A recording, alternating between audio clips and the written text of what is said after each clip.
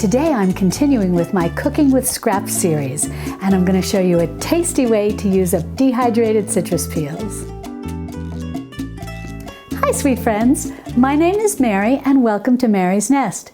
This channel is all about living the simple life by cooking from scratch, making home remedies, and creating a cozy home with charming thrift store finds. So if you're like me and you like living the simple life, be sure to subscribe to my channel. And don't forget to click on the little notification bell below. That'll let you know every time I upload a new video. In an earlier video, I showed you how to dehydrate citrus peel.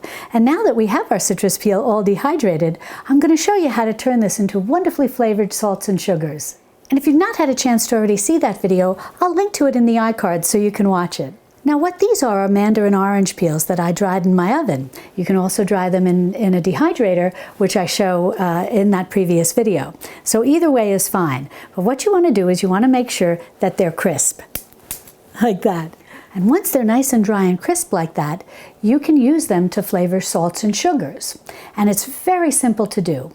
All you're going to need to do is to get a half a cup of salt or a half a cup of sugar. And then you're going to want to put about a half a cup of the citrus peels into a measuring cup. And the next thing you're going to want to do is to get out a little mini chop or a little coffee bean grinder. Either one will work, and this is the easiest way to grind this up into a powder. So we'll start with the mini chop. We're just going to go ahead and put our citrus peel in there, and first we're going to give this a whirl to get it somewhat pulverized before we add in the salt. So let's get ready to pulverize it.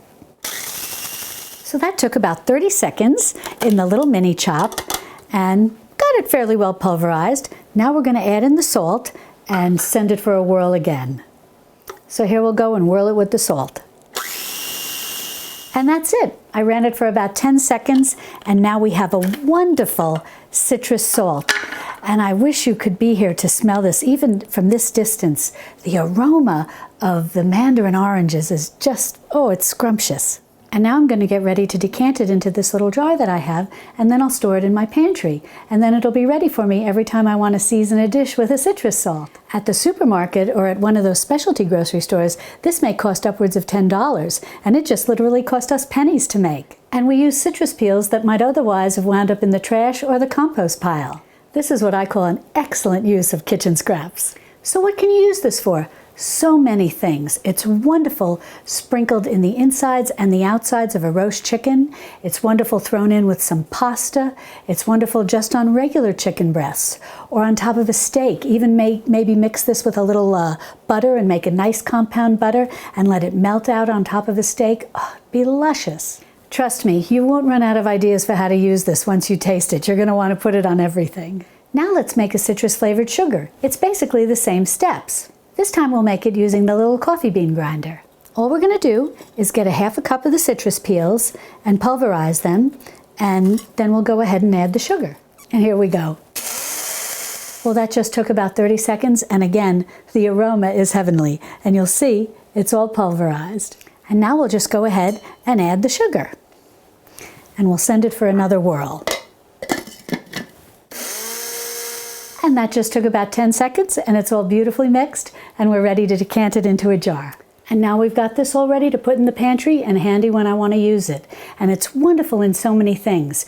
You can use this to sweeten a cup of tea and give it that lovely orange flavor, but it's fantastic in baking. Now I just made a small amount today, the same amount that I made in the salt, which with the salt you'd never really need to make more than a half a cup.